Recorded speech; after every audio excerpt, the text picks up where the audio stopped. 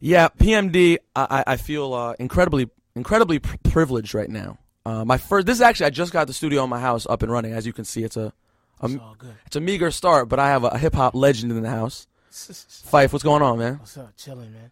Phife Dog from A Tribe Called Quest, hanging out, man. Tell me what it is that's going on, why you're in town, what it is you're doing, man. Hanging out with my man Roots, promoting new singles. You know what I'm saying? We have a label called Smoking Needles Records.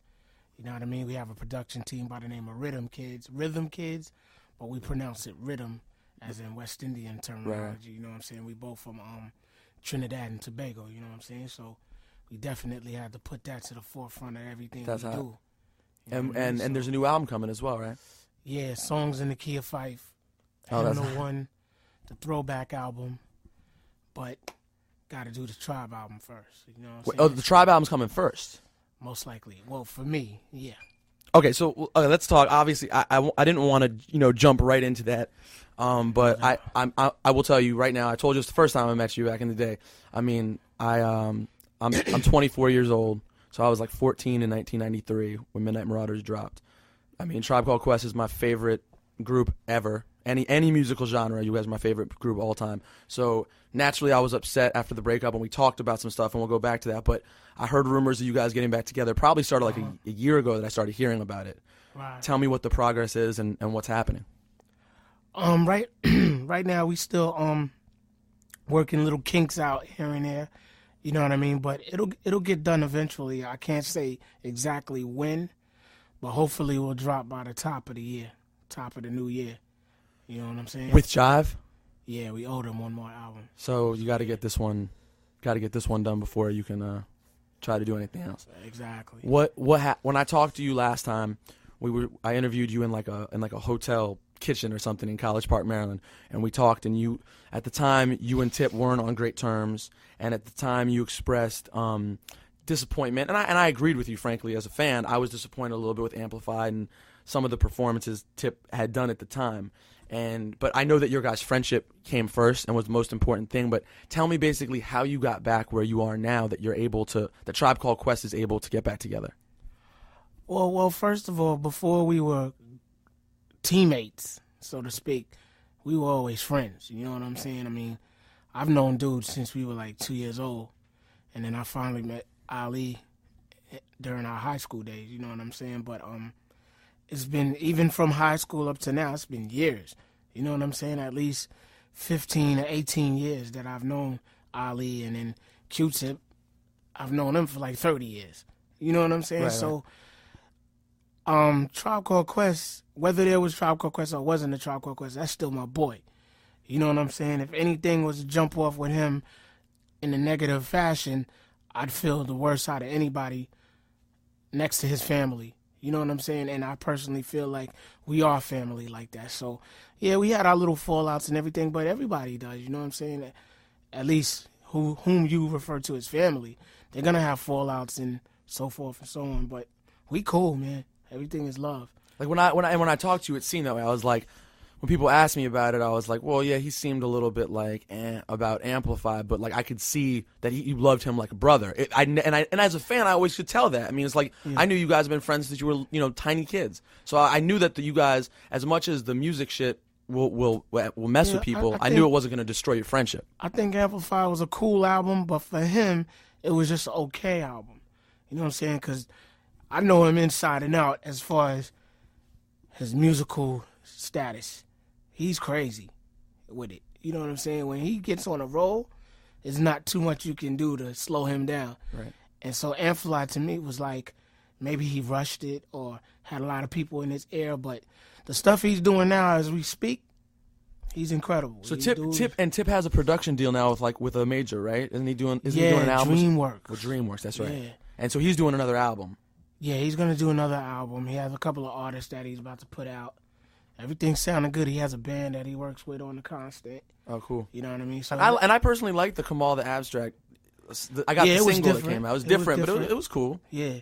I just thought, in order to, like, get people to come into it and understand where he was going, I thought he should have produced it for somebody else first.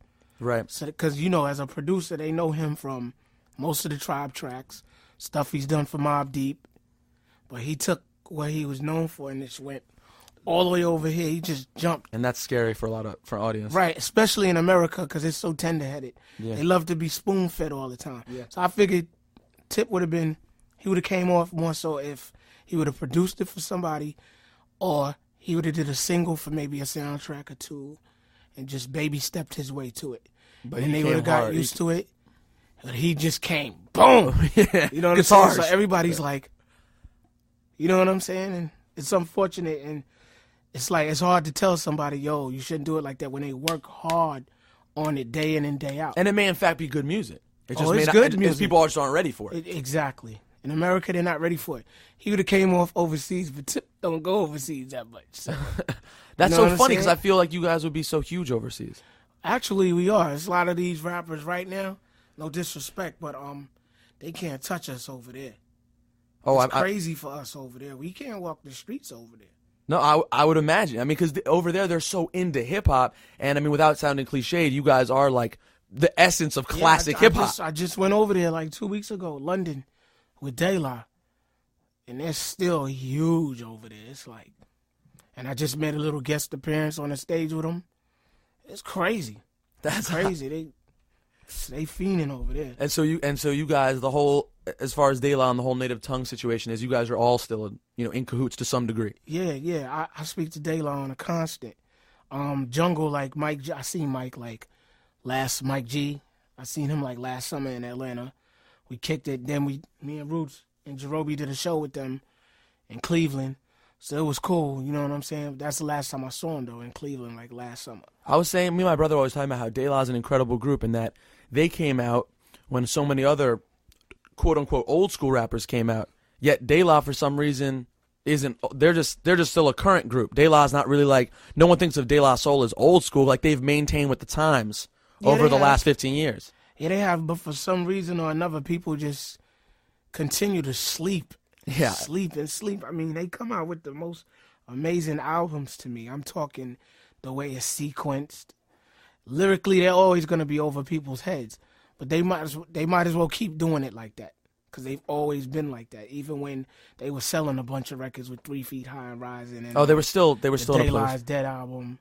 You know what I mean? Yeah. I don't think they should ever stop that, but it seems like the generations are getting more tender-headed as we go along. Yeah.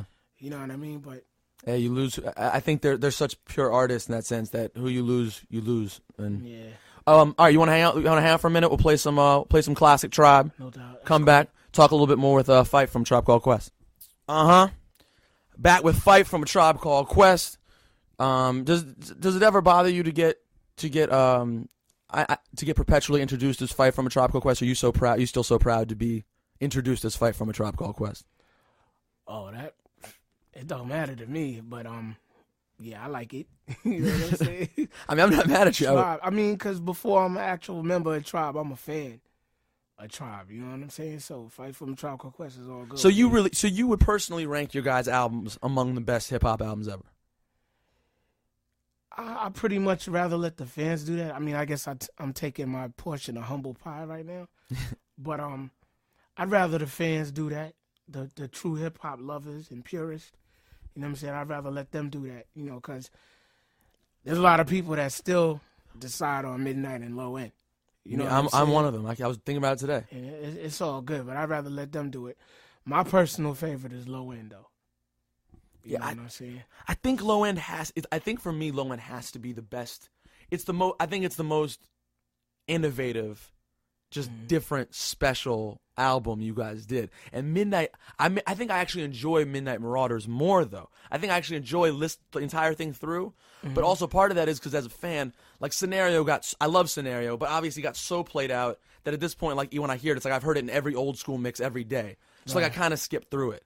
Like whereas with Midnight, I kind of nothing really got that played out. I mean, War Tour got pretty played out, but not to the degree that Scenario just got burned. And we can edit it. You can. Yeah.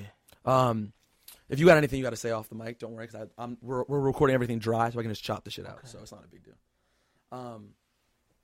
But yeah, I mean, I don't know. I love them both, and I've debated it myself. But either way, I think when it's all said and done, Low End and Midnight Marauders hang out in that top top 10 to 15 hip hop albums of all time. And one of them, I don't know which, is like in the top 5 range. I just wouldn't know which one to choose on any given day. I mean, yeah, I don't know neither because I have so many albums that I loved. Well, tell me some other albums that you just worship. I'm gonna try to put it in order as best as I can. Okay. Great Adventures of Slick Rick. Biz Markie's Going Off. Okay. Criminal Minded, BDP. By Any Means Necessary, BDP. Yeah, 2 good ones. Edutainment, BDP. Wow, I never people Album don't was use hot. people don't usually say that The one. album was fire to me. I'm missing Paid in Full, Eric B. and Rakim. Run DMC, self-titled. Run DMC, Raising Hell. It's a good one. EPMD, Strictly Business, Unfinished Business. The whole works. Is your favorite rap group in the world still EPMD? Yeah. And also, by the way, I interviewed Parrish a few weeks ago, and we had a battle for PMD supremacy, which came out a tie, but that's neither here nor there. But I told him, I was like, it's funny I've been in hip hop now for a minute, for like 10, 15 years, and whenever I talk to anyone, it's like once they say their favorite group's EPMD, they're pretty much cool with me. Like generally, no one with bad taste ranks EPMD as their favorite group. Like they're just such a classic hip hop group. They were just consistent for me. It's like you knew they always gonna come. Every time. Every time. You know what I mean? What about you have any NWA albums up there or the Chronic? Yeah. Niggas for Life. And Straight Outta Compton, definitely. Easy Does It. Easy E's joint. Yeah, Easy Does It was good too. Oh, that was hot. He was once a thug from around the way. Almost. It's a pretty thorough album. Cool G Rap's Road to the Riches. A good one too. Long Live the Kane.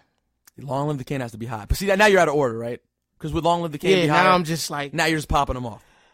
One of my favorites that I did leave out though, I'm playing myself. De La Soul is Dead.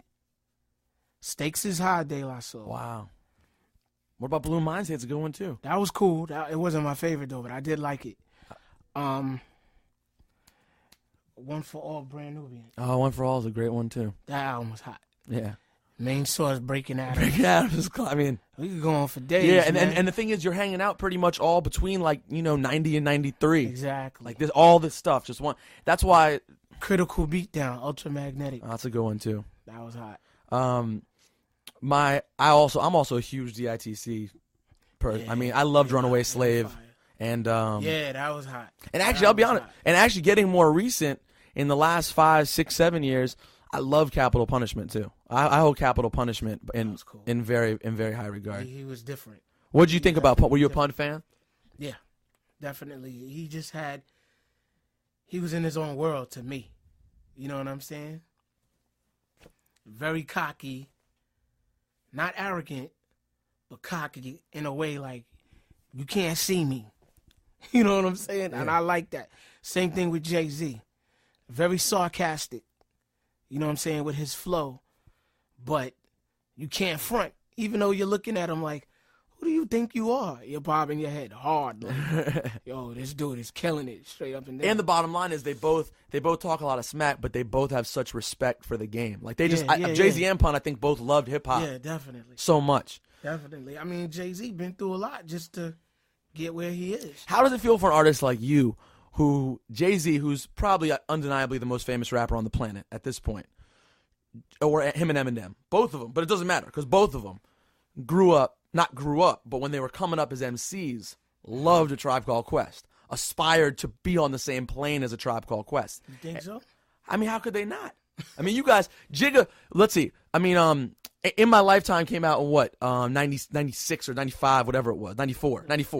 Reasonable Doubt. Reasonable Doubt, but he leaked that single on Payday. Okay. The single came out like 94, 95. Right.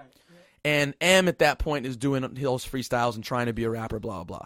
There's no chance. I mean, if you were into hip-hop, Tribe was one of your favorite groups. It's impossible to be anything else. Right. And these cats are now the most, and you guys achieve fame to I mean, your fanship, I think, runs as deep as anyone's in the game. But I'm just saying their actual fame is so huge for the hip-hop world. They took kind of fame to the next level as far as being like international superstars. Right. And these cats are, I mean, who I imagine worship the work that you guys did. I mean, that has to feel good. You guys are like true pioneers of the game. If that's the case, I truly appreciate it. I mean, I've interviewed, though I haven't interviewed M or Jay-Z. I've interviewed, tons of accomplished rappers, and Tribe is always mentioned as people's. It almost goes without saying. It's like, oh, well, Tribe Called Quest, clearly. Cool. I mean, people hold you in that kind of regard. And what makes it so interesting is then you meet, I grew up right here. You saw my neighborhood. I grew up 2 blocks from here. I'm in Chevy Chase, Maryland. It's as suburban as you can get right here. Uh-huh. And yet every girls that I know in this neighborhood have 2, 3, 4 Tribe Called Quest albums in their CD book. That's cool. I mean, it's just, how do you feel about like the range of people you guys have affected with your music? Because it runs deeper than most.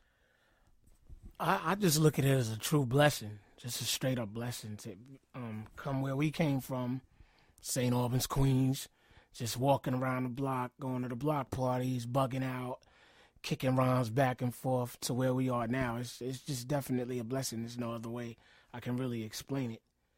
I'm just, praying that the blessings will continue to be bestowed upon us, you know what I mean? That being said, have you guys done anything yet? Have you recorded anything or no? I can't say. So we doing it big. We doing it. But you guys are gonna have such pressure. I mean, when the record drops, there was pressure every time you guys came out. But now the pressure is gonna be so high to have a hit. Because we've been going for like 6 years. It's been a minute. You know what I mean? But I think it's gonna be fun. I'm really not looking at it as, oh my God. I'm really not looking at it like that. I'm looking at it like, yo, they want it. We gotta give it to them. That's it. And do you think is Jive going to put you guys through the crap like we got to get Tribe on TRL on the 24th and we got to get, you guys have to deal with the same BS everyone else does? I think we're going to have to do that. You know what I'm saying? I'm not even going to look at it as BS. I think it's just part of promotion. You know what I'm saying? And it's gotten bigger since we left, back in 98. Best promotion is self-promotion. So if it's TRL, if it's 106 in Park, whatever, we got to do it. Is Jive excited about the prospect? Or are they still being... Oh, they're excited. They're definitely excited because they know. They know, man. They know they had a good thing. And it's funny how life works because when we broke up, we were still on Violator management. Chris Lighty, Chris Lighty is now the VP at Jive. Oh, I didn't realize that. It's pretty easy for us. You know what I'm saying? So you guys are real still cool with Lighty. Yeah. Yeah, definitely. Because you're one of aren't you guys up there on the among the original Violator acts, right? Exactly, but he started as a road manager for Jungle. You know what I mean? So it's beyond the business with us. It's like family for real. You know what I mean? So that makes the situation a lot more pleasant. Exactly. And it seems like that was one of the things that was really pushing you guys out of the game. Exactly. Was how unpleasant it was. So now we have a personal relationship with somebody who we've had a tug of war with during the managerial days and stuff, but it was never out of love. He was just trying to help us to win. We were trying to help him to win. You know what I'm saying? But it's personal now, and we're gonna make it happen. Why don't you choose a record for me to play? I can play something. I can play the Tribe record. We can play a Tribe record. Play something off Ventilation. You choose something you want me to play. We can play a couple. You choose some stuff.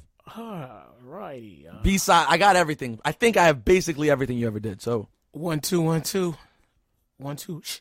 The Busta Rhymes joint. Yeah. All right, we'll play that. That's on the B-side of Oh My God, right? What was it again? Was it? No. It was Oh My God. No, lyrics to go was on the B-side. No, it was all three. It was Oh My God. Okay, you're right. Oh My God remix, okay, lyrics right. to go, Yeah. and 1 2. That's a hot sync, by the way. You guys. He's right. You really came with. He's right. And then you got Scenario's right over there. You got Scenario remix, and then Butter on the joint. Yeah. You guys did a 12. You guys made the DJ so happy. Pretty much. I expect the same. Yeah. Although the last album, Love Movement, you guys were just coming with the A-side, instrumental, B-side, instrumental. It was the relationship deteriorated. It was time to just get the joints out. Yeah, hey, look.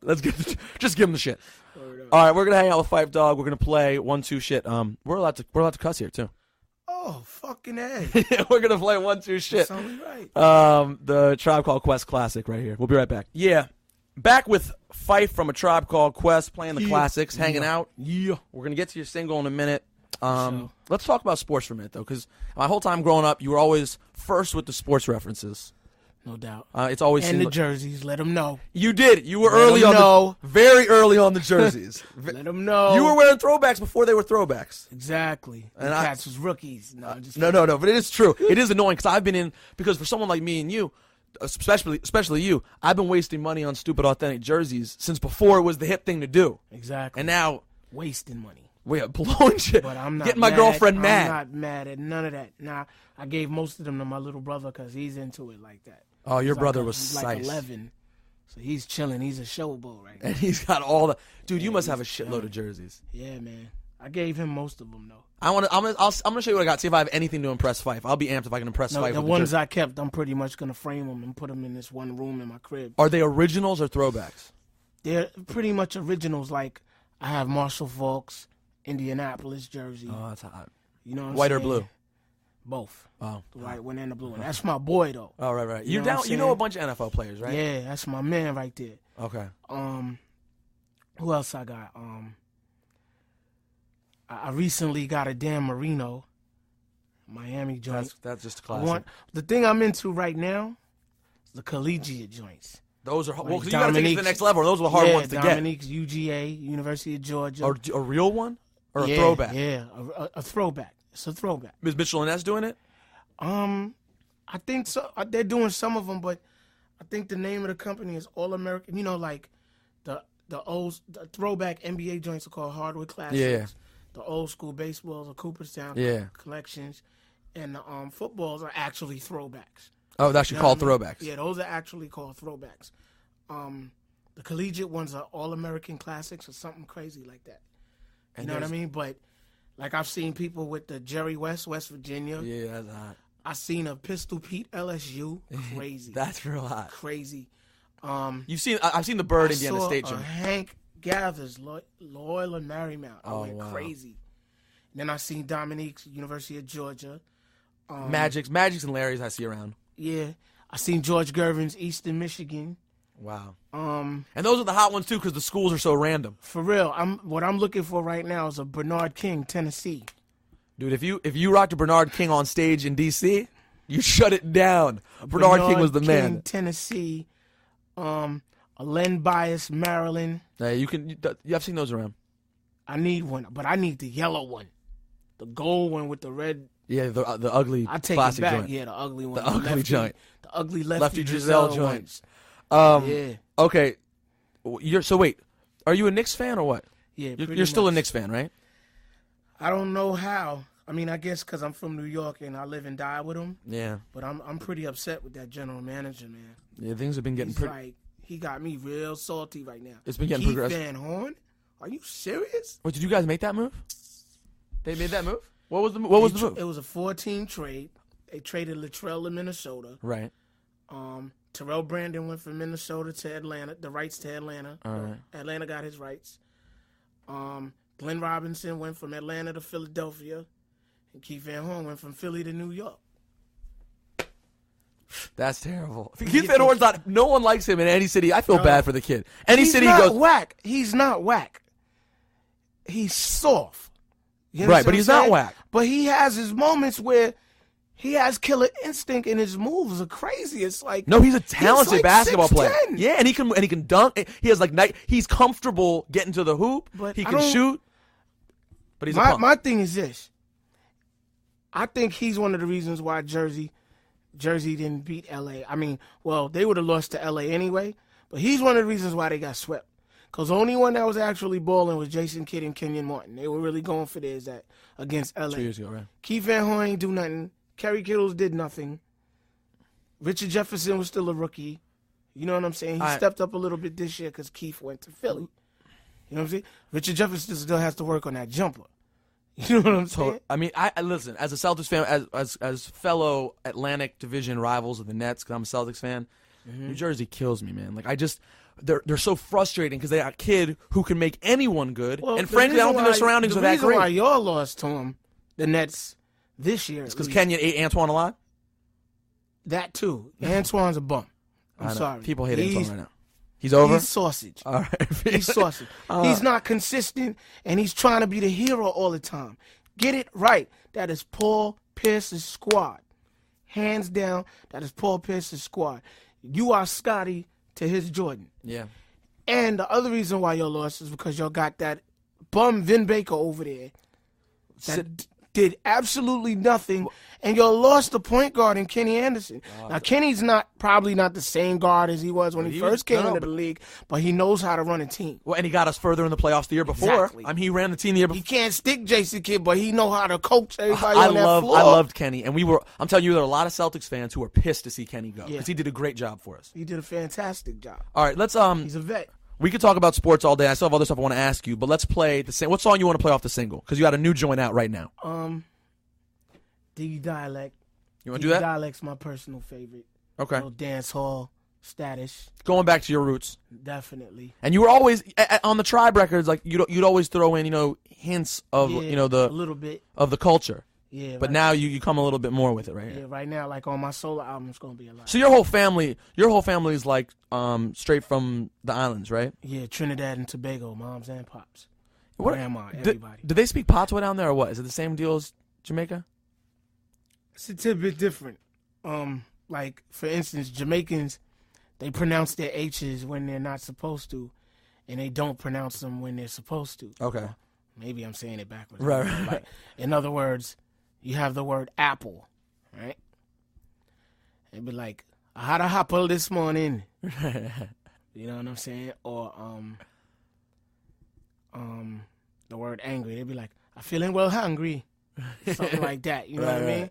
And then when they're supposed to, like... What if the word's hungry? Like, they don't pronounce it. It's like, I'm feeling hungry. Okay. Like, ooh.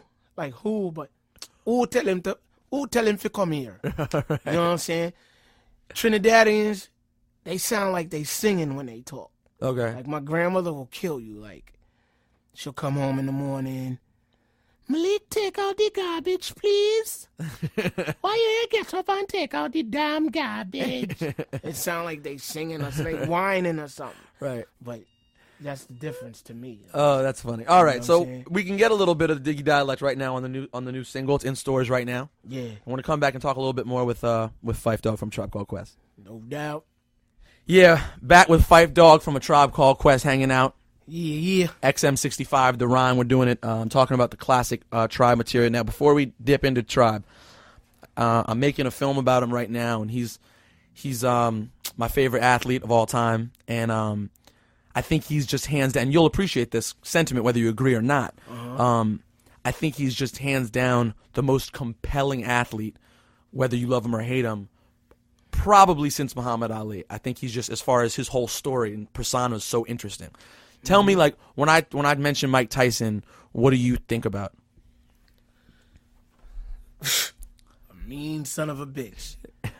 You know what I'm saying? I would not, you couldn't pay me enough money in the world to get hit by that dude. Win or lose, man. I mean, you know, he's gotten beat down pretty much the last couple of times out or whatever, but you still can't take nothing away from him, because when he was on his game, he was on his game for real. Lennox, nobody could step in that ring for the moment. You know, plus Lennox has a height advantage. You know what I'm saying? Massive. Back then, Tyson would have dropped him. Something crazy, but gotta give Lennox his PRs. But Tyson, I don't know, man. I think maybe if Cuss lived a little longer, you never know. You know what I'm saying? That was his mentor. That was his heart right there. You know what I'm saying? And once he passed on, it's like a lot of turmoil came into play. Robin Givens came into play. Her moms, all type of shit. It was disgusting. You know what I mean? And then as a result, it leaked into his career, and the whole Evander earpiece, and it was crazy. I think the first time he did it, because Evander's not stupid. Evander's pretty much not stupid. He was using that noggin for a reason. And you're talking about the first fight now. Yeah, the very first fight. And he changed the fight with a cut he caused over Mike's eye in like the 8th round. Nobody ever wants to talk about that. All No. they're going to talk about is salivating over the air. Yeah. You know what I'm saying? But I was glad he bit him the first time, because I saw what Evander was doing. So now, being that he bit him, it's like, okay, it's going to be an all-out brawl right now. Yeah, if you're cheating, we're cheating. Let's do it. Right. Yeah, exactly. Okay, tit for tat. Let's do it now. In fact, it's possible. I was talking to a boxing expert who said they thought it was possible that Cuss would have said, if you're ever in a situation and the ref isn't helping you out, do what you got to do. And a lot of people don't realize how bad that butting was. Yeah. Evander's head. You saw what he did to Hasim Rahman. Yeah. Dude has a cranium. Yes. I mean, he's repping your city. Yes. He's repping Atlanta hard. But dude has a serious cranium. He really does. I mean, he's a hell of a boxer. And has a hell of heart, too. Exactly. But he knew what he was doing. So he cut Mike over the eye. So Mike retaliated by doing what he did. I was like, all right, cool. We're going to brawl out now. Let's do it.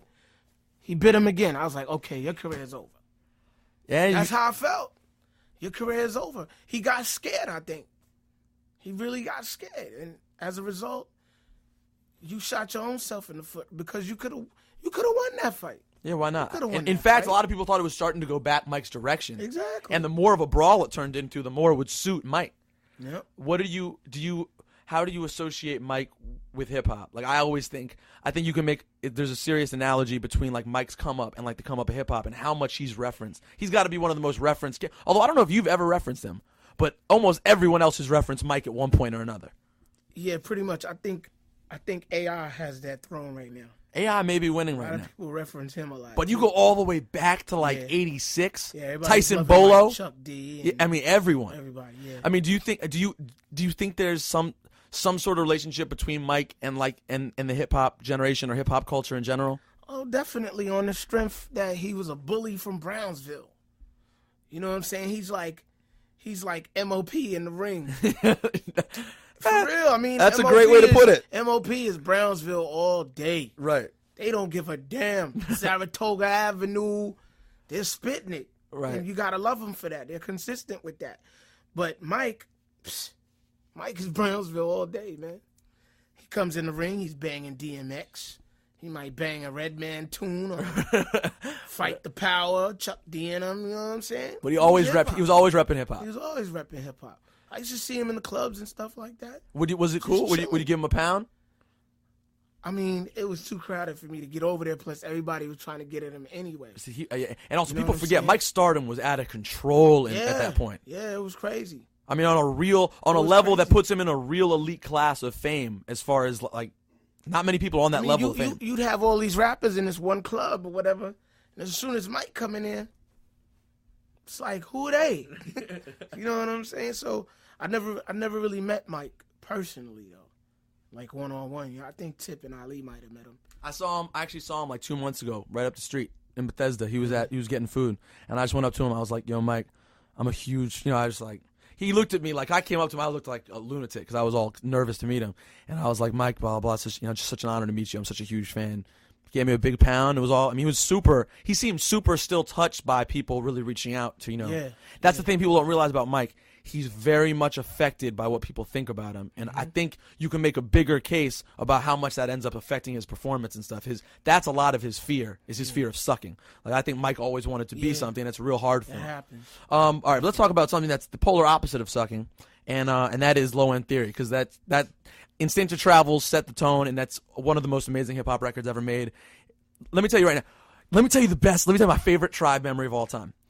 Besides my first kiss, which was to Electric Relaxation, by the way, for the record. Hey, first kiss. There you go. 1993. I was a little 14. It was a little. Feel like we Luther Vandross. Yeah, you guys are my Luther. You know Whatchamacallit, on the after hours on People's Instinctive Travels. Mm-hmm. Can there be a hip hop record with more of a feeling, like when I listen to that record, I feel like I'm with you guys, like late night, like outside the diner, out being stupid in the street, like real late at night. I've never felt a record with so much just like the scene is just is set so well by the music and the rhymes. Like you guys have a way of making records that create such a feeling, and that's just one that sticks out of my mind. Isn't there a line Tip says about there's Phife going off again, something about you being loud and like going off about some topic in the middle of the street? And I remember it was just so easy. It was just so easy to picture you guys in that state. Real talk right there too, because I'm usually quiet when I'm around people I don't really know, but once I feel like they're trying to play us or disrespect us, and I'm usually the one that's on some bullshit. Just straight up like, all right, check this out. Some might want to call it a Napoleon complex or whatever because I'm little or whatever. My cat's about to lick your head, by the way, Phife. It ain't even that. It's just, yo, come on, don't even try it. Right. You know, now once Ali gets like that, you know you're in trouble. Once that vein pop in his forehead, like right here, it's a wrap. I don't have to say nothing. Like, it's on him. Wait. So you're a scrapper. You're what? 5'2"? 5'3". 5'3"? Yeah.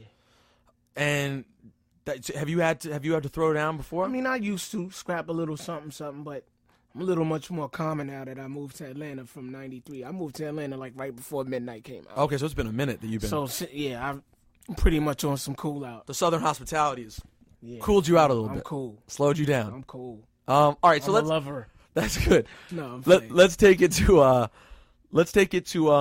I guess 91. Because the first joint drops in 90, right? Officially?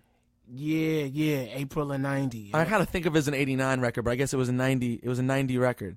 Yeah. And album at least. And Low End drops in 91. Just tell me where you guys were at that point. I know Tip talks about that he was living on his mom's couch when Low End Theory dropped. Take me to where you were at, where you guys were at. I was living on my grandmother's couch. Wow. In 90. Well, I had my own room and everything, you know what I'm saying? But still, you know what I'm saying? We making rap records, still living with Mom Dukes and, you know, whatever. But it was all for the love of it, you know what I'm saying? And we knew we were going to get up out of there eventually, you know what I mean? We just had to work at it. But you already had hits at that point. I mean, you already had El Segundo and Bonita Applebaum under your belt. Well, People's Instinctive took a minute to go gold. You know what I'm saying? And basically, right before the process of doing Low End Theory, I was on the train one day. I just happened to bump into Q-Tip on the train. I was going to the city. He was going to the city, whatever. So, yo, what up, kid? What's up? And we had a long talk. He was like, yo, because first album I was only on like 4 songs. I wasn't that serious. You know what I'm saying? I mean, I was rhyming. I was one of the first in the group to start rhyming, actually. But Tip, you know, he got into it. He got the right connections because I went away for high school, my freshman year of high school. Okay. You know what I'm saying? And by the time I came back, I got kicked out of school, whatever. By the time I came back, you know, he was like, yo, he was going to this school called Murray Bergstrom High School Business Careers, where he met Mike G in Africa from Jungle Brothers. Okay. Mike G's uncle was DJ Red Alert. Right. So one thing led to another. Boom, the promo. Boom, boom, boom, boom. So, yeah, be the front man. You the man. Let's do it. You know what I'm saying? I wasn't worried about that. Sure. Let's just get this group going. Because originally, Tip and Ali was going to do something. Me and Jerobi was going to do something. You know what I'm saying? Almost like what Wu-Tang set out and did eventually. Right. You know what I'm saying? We was going to flip it like that. But we were kind of inseparable. After a while, it was like, nah, we need to do this tribe. We need to do it like this. You know what I'm saying? So he was like, yo, man, you wasn't really coming to the studio first album. You need to start coming.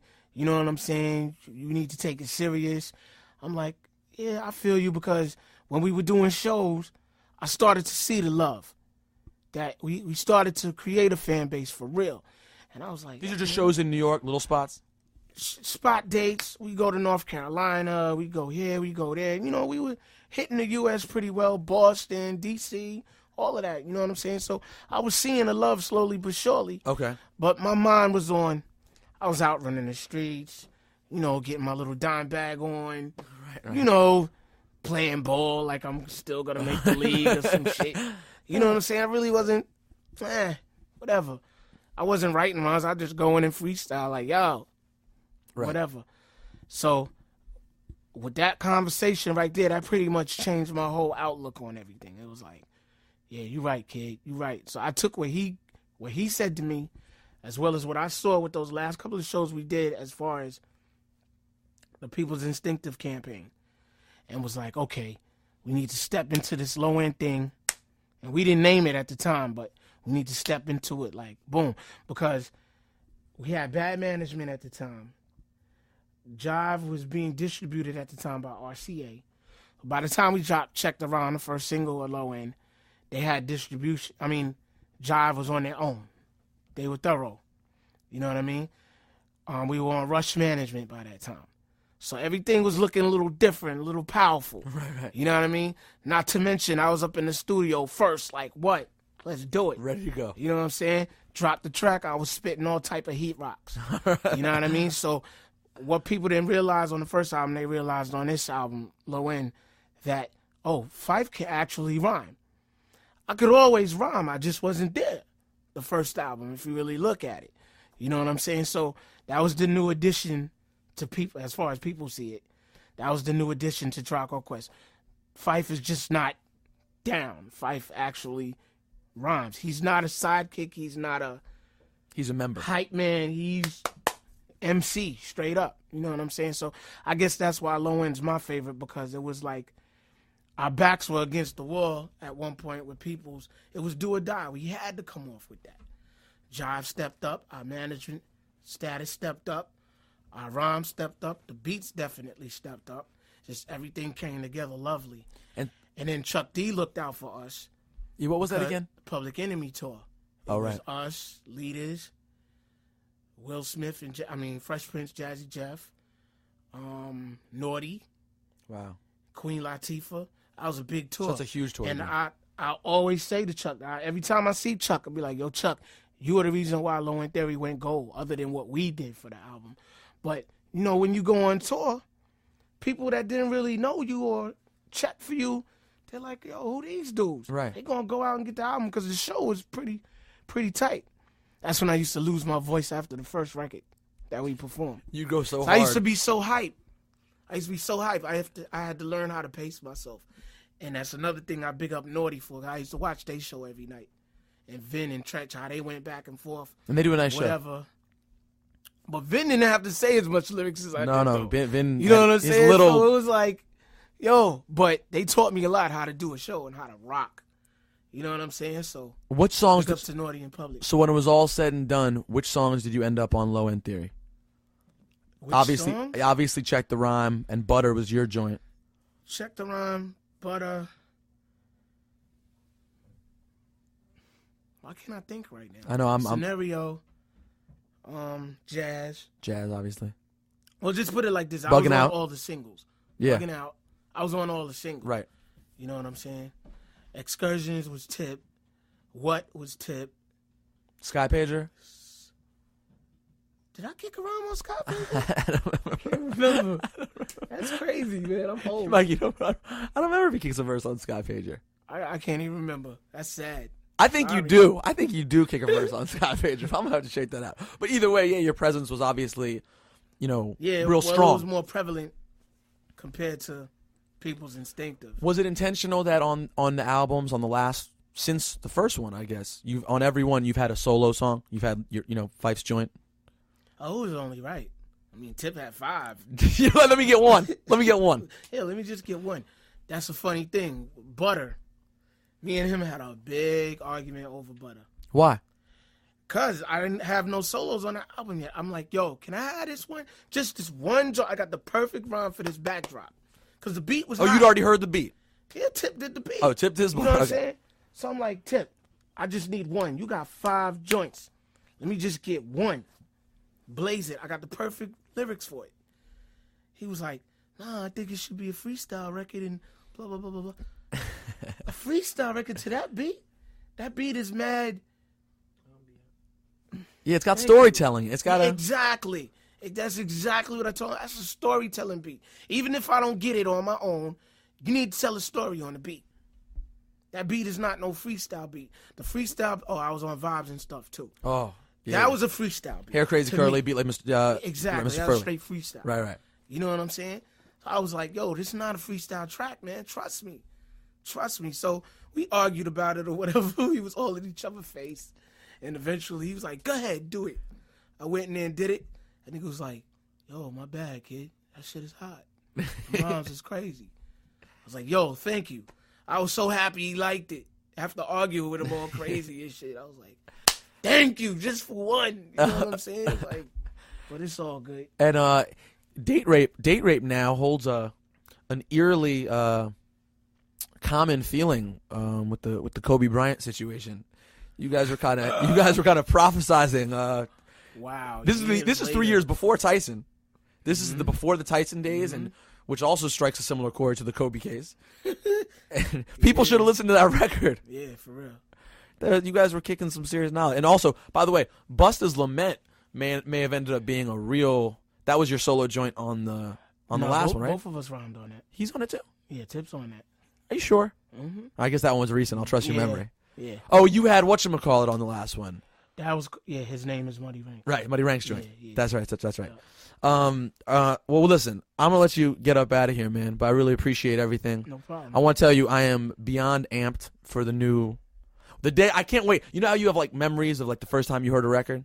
Like I remember the first time I heard a Word Tour. I remember the first time because I was waiting for the album, and everyone knew at school. I was in 9th grade. Everyone knew I was like the Tribe fanatic, and I was like waiting. Someone was like, I heard PGC played a new one, and I'd heard Oh My God actually on some weird college sampler. I heard Oh My God, but I hadn't heard a Word Tour. Remember when I heard it? I can't wait for my first memory of when I hope I don't get it in the mail. I hope I don't get the new Tribe record in the mail. I hope I hear it on the radio first, because I want that memory of like driving, like, oh my God, Tribe's back, and just hearing, the DJ. Even though I am a DJ, I'd rather hear someone else do it. Be real amped to hear that Tribe's back together, and like I'm just thoroughly looking forward to it as a fan, man. I know I will not be disappointed. No doubt. So no pressure. No doubt. You're gonna bring it. I'm not worried about it at all. I'm just excited to get in there and do the first record and complete it at least. What about when are you guys thinking about like the whole marriage family jump off? I was engaged for like 2 years. Really? You know what I'm saying? I mean, I think personally, me and her are like this still. It was just a distance thing that kind of like, you know what I mean? Could she still end up being wifey? It's a good chance. She has a good chance. You know what I'm saying? I mean, cause she know me inside and out, man. It's like I'll visit somebody else, I hang out with somebody else, but a lot of times it don't feel right because when I'm with her, it's like you're a family. Yeah, it's like crazy. That's weird. You know what I'm saying? But the situation, the intangibles of it all are what come into play. It's like she live out in Oakland. I can't live in Oakland, dude. Nah, yeah. You're not leaving the East Coast, huh? Nah, ever. Unless I'm making millions. Right. You know what I'm saying? They're going to have to pay me in Roots millions in order for us to live out in Cali. I want to get a spot. I like L.A., but that gas is crazy out there. No, I want a spot in Vegas one day, actually. I want a spot off the strip in Vegas one day. I'm a desert. I like the desert. And I love... It's a little too hot for me, though. But in D.C., the hot's so much worse because of the humidity. In Vegas, at least it's New dry. York too, no doubt. New York gets humid, too. And if you're a sport... I mean, when I went to Vegas for the first time with my girl last year because her family's out there. And I was like, I'm not into gambling. It's not my thing. And then I walked by the sports book. And I saw like 70 TVs. When I go to Vegas? And I can't leave. I'll be like this. Yo, give me +5 on the Knicks against the Wizards. I'll take that. I would take that all day. But no, I can't leave. I'll bet everything. I'm like, I know the Cardinals are going to beat the Oilers. Whoever, maybe Oilers aren't even around anymore. Any team, I can bet any game when I see it on the TV, and you can watch any game. For real, and just sit and order food. I watch baseball and I'll bet. Oh, me too. I'm like, I love the Diamondbacks tonight. I couldn't name a player on the team, but I'll bet them. Hey man, it's just a feeling, when you're a sports head, if you walk into a sports book at like MGM Grand or something, you're done. The only thing I have a problem betting on is college basketball. That's a problem. Why? I actually like college buzzer basketball. beaters and stuff. I love college. No, but I mean, I like to bet. Here's what you bet.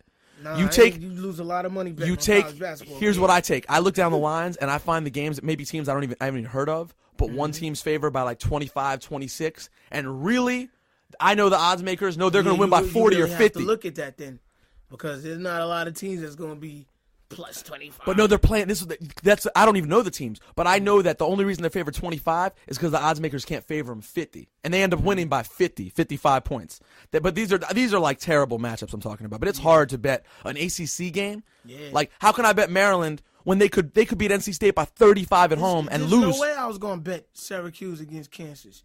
I mean, I wanted Syracuse to win because I'm a Carmelo fan, definitely, but I wasn't betting that. I did bet Syracuse. Because Roy Williams is due something. Yeah. He's due something. And he might get it at Carolina, too. He might. I feel bad for Doherty, actually. I thought he didn't do a terrible job. He kind of didn't get his I forgot all about that. Exactly. Well, he doesn't have a job, so that's a reason. I forgot about that. Yeah, it kind of, and also I felt like Roy kind of got forced to go. That Carolina's a weird fraternity type deal where they call you and they're like, "Listen, Jordan might call you. We did too much for you. Right, you're done. You gotta come. Don't make me have Michael call you because like it's a weird Not thing." to mention he lost in Kansas, so that made it easy. He lost again. Right. In Kansas, so it made it that much easier. Like Dean Smith called him, like, "Yo, look, you ain't winning out there. Right. Bring it to Tobacco Road." The crazy part is they would say out in Kansas, even without a championship, they love him so. Like I think he was regarded as like a Dean Smith type character out there. That's what's crazy. Now he's been there for the longest. It's interesting. Who coached at Kansas longer than him? Fog Allen or something? Yeah, someone well before we wasn't born yet. No, well before our birth. All right, man. We can talk about sports all day, but good luck with everything, man. I really appreciate it. Taking the time out. Appreciate it, man. No doubt. So look for the Phife album and look for the Tribe album, obviously, and cop those.